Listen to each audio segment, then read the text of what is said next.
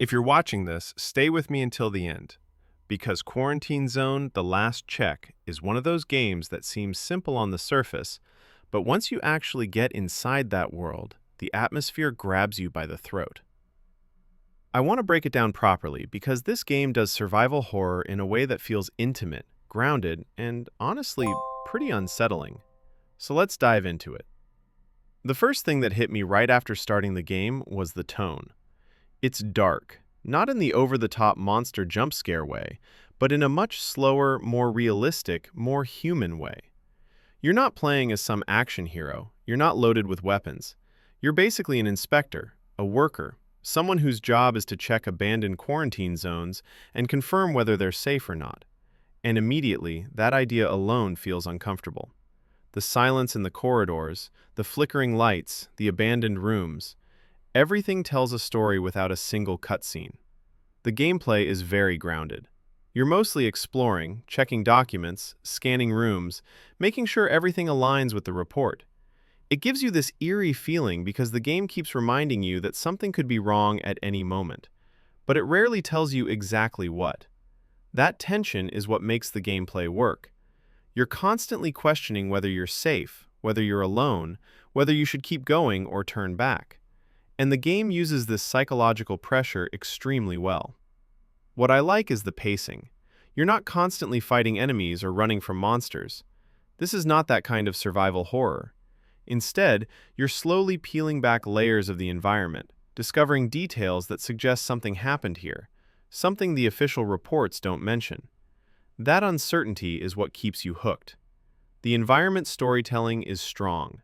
Trash on the floor, overturned tables, broken glass, graffiti, medical documents, strange stains, missing personnel, everything makes you wonder where everyone went. The game almost forces you to create your own theories. Graphically, it's actually a lot better than I expected. The lighting is fantastic, very atmospheric, very moody.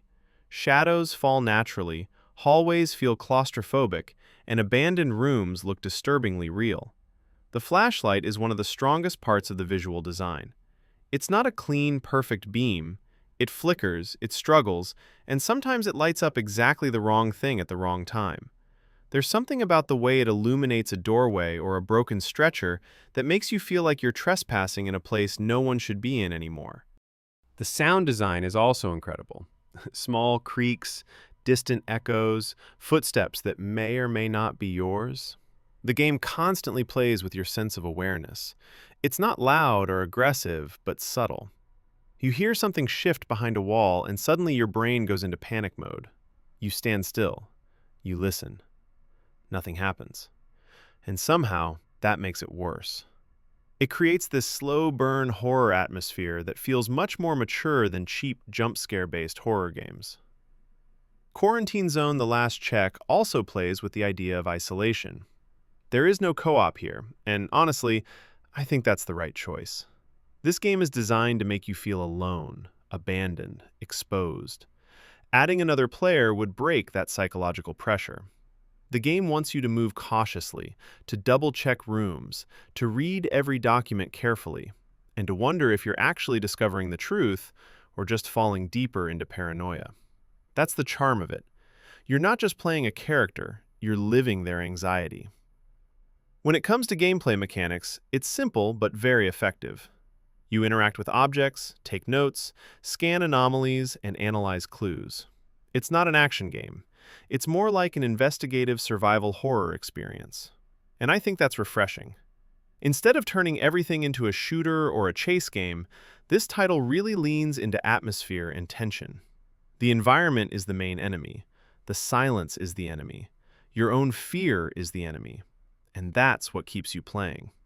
There are moments where the game slowly ramps things up. You start noticing inconsistencies. A door that was open earlier is suddenly closed. A light flickers where it shouldn't. You hear breathing in a room that should be empty. The game doesn't scream at you, it whispers. And that's scarier. You start questioning your own memory. Did you really see something move? Was that shadow always there? Did someone walk past the window? It's subtle, and that subtlety makes it feel real. The story behind the quarantine zones is fascinating too. It hints at experimentation, at viral outbreaks, at cover-ups, things that feel uncomfortably believable in the modern world. The game doesn't dump all the lore on you. Instead, you uncover it piece by piece. Some notes feel innocent, others feel like warnings, and sometimes the silence in a room says more than any document ever could. I also love how physical this game feels. The environment isn't just a backdrop, it reacts to you. Doors creak open slowly, metal railings vibrate when you brush past them, papers scatter on the floor as you walk through them. Even your own breathing changes depending on the situation. The small touches make you feel like you're truly inside that abandoned facility. As for performance and visuals, the game runs surprisingly smoothly. Textures are detailed, models are realistic, and lighting is the star of the show. The color palette is cold, clinical, almost sterile, until something breaks that sterility, and suddenly you realize the zone is not as dead as it looks. And I appreciate that the game doesn't rely on bright HUD markers or hand-holding. You have to use your eyes, your ears, your instincts. Overall, Quarantine Zone: The Last Check is one of those horror experiences that stays with you because it's believable. It's grounded in reality. It doesn't need monsters or demons to scare you. It scares you with emptiness, with mystery, with the feeling that something very human went wrong here. The fear comes from your own imagination filling in the blanks, and that's always the most powerful kind of horror. If you enjoy atmospheric investigation games, slow-burn psychological horror, or anything that focuses on storytelling through the environment rather than loud scripted events, this title is absolutely worth keeping an eye on. And honestly, I'm excited to see how it evolves. There is so much potential here. More zones, more mysteries, deeper lore, even more oppressive environments. If the developers continue refining the formula, this could become a standout game in the horror genre. Thanks for watching, and I'll see you in the next video.